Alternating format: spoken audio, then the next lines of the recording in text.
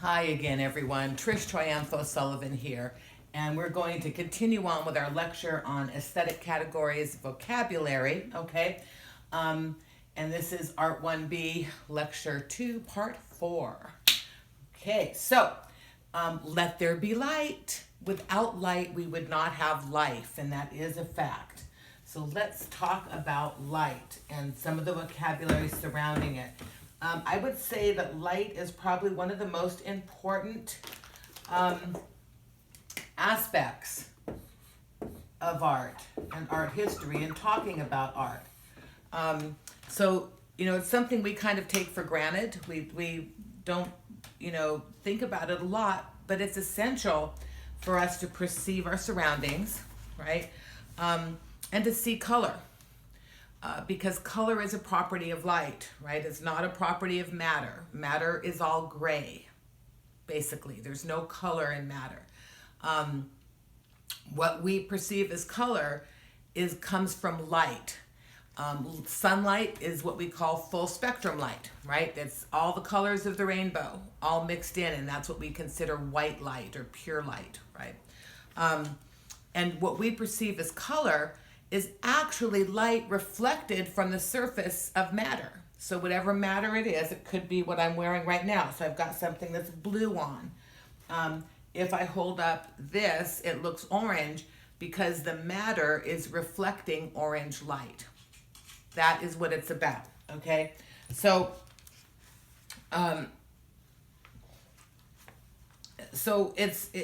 it's a really important thing to remember that color is a property of light.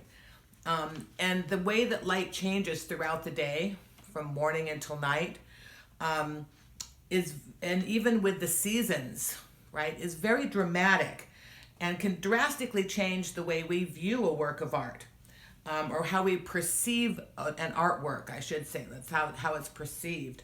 This color makes a big difference, and of course you can't have color without light. So light is it. So let's talk about how we discuss light and color in art. So one vocabulary word we're going to have is value. Okay, so value is a term that describes the lightness or how much light is reflected from a surface, basically. And so it goes from light to dark.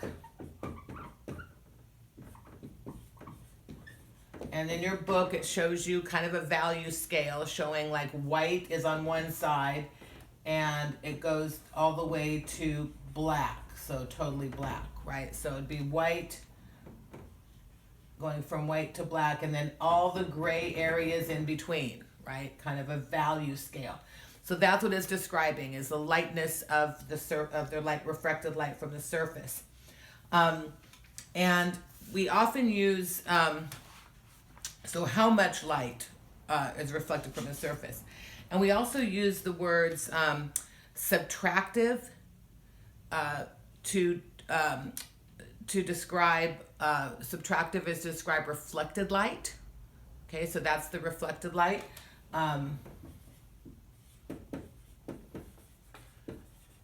Subtractive is reflected light,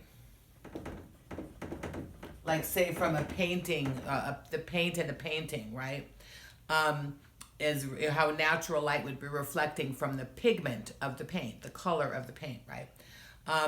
And then we also use the word additive, and additive describes natural sunlight, basically, like the full sun. That's the full spectrum of color. So additive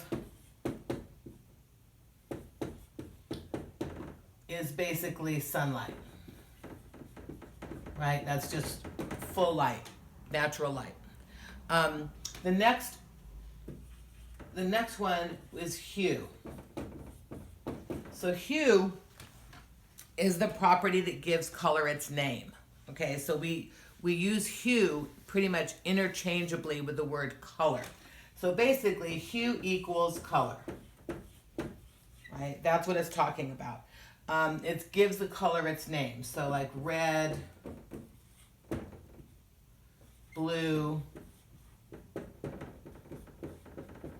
yellow, right? This is the three primary colors. These are the primaries.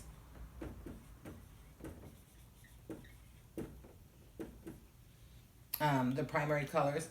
And so we use the terms such as, value, tonality, saturation, and intensity to describe variations in hue or color. Okay, so those are some terms that we use, and it's pretty straightforward with that.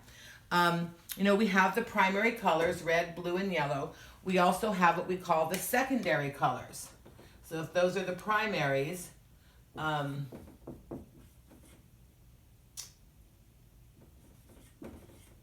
secondary colors we get by mixing these primary colors together. So if we mix red with blue, what color do we get?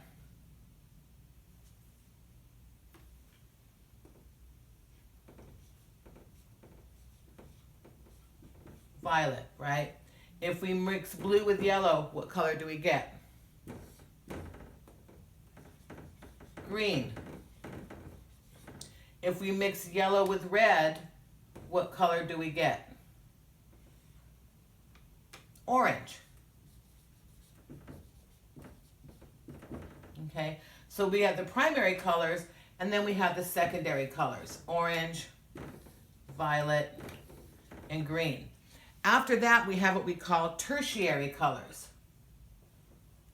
I'll put it right over here.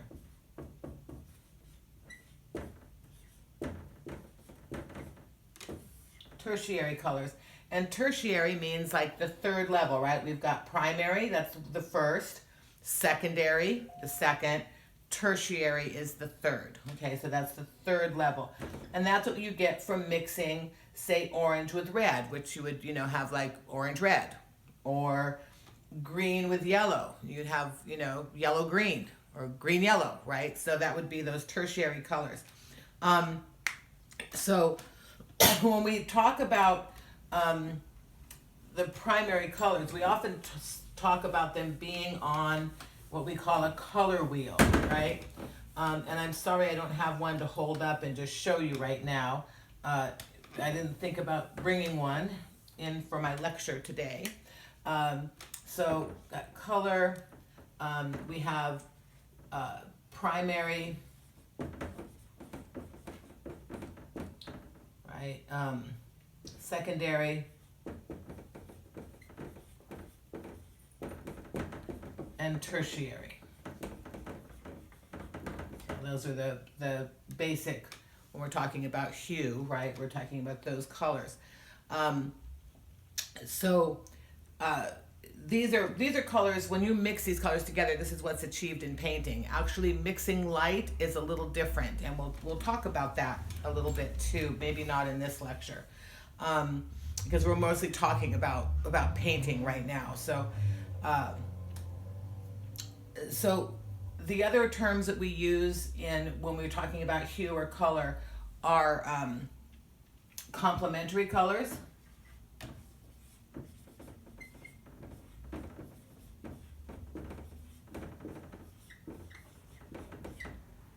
Okay.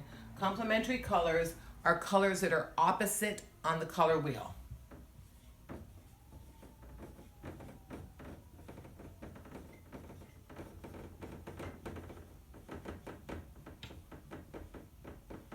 So if we had the colors arranged in a circle, right, with like the kind of a triangle with red on one, yellow on another, and blue on another kind of corner, and then we have the secondary colors listed in between them, anything opposite on the color wheel, so here let's say we have red, yellow, that's a Y, and blue, right?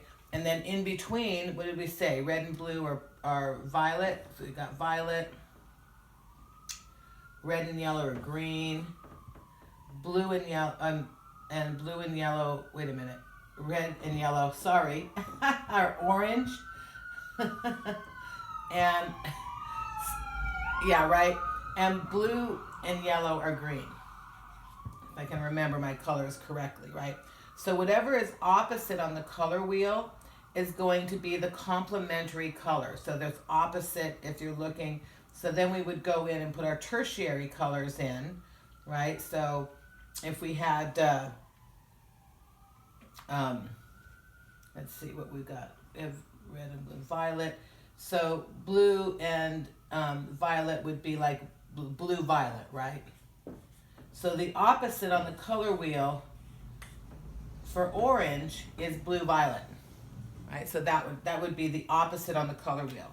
So that's what we're talking about when we talk about complementary colors, is they're opposite on the color wheel. So it's not, and they actually do complement each other in a kind of a weird way, and it's a fun experiment to look at a complementary color artwork, right, where they've just used complementary colors with 3D glasses on. It makes it look like it kind of vibrates. It's a real bizarre thing. And then the other things we talk about are warm colors.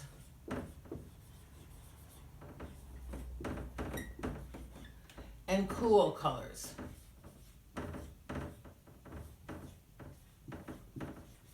So a warm color would be like red, right, or orange. A cool color would be like blue or violet, okay? So I'm just going to write a couple down there so you get the idea. In general, warm colors seem to advance towards the viewer in an artwork, and cool colors tend to recede away from the viewer. And so a lot of times you'll notice that cool colors are used for the background that's supposed to be far away, and warmer colors are used for the foreground or the subjects that want to be that are closer. So you'll notice that as you're looking at artworks.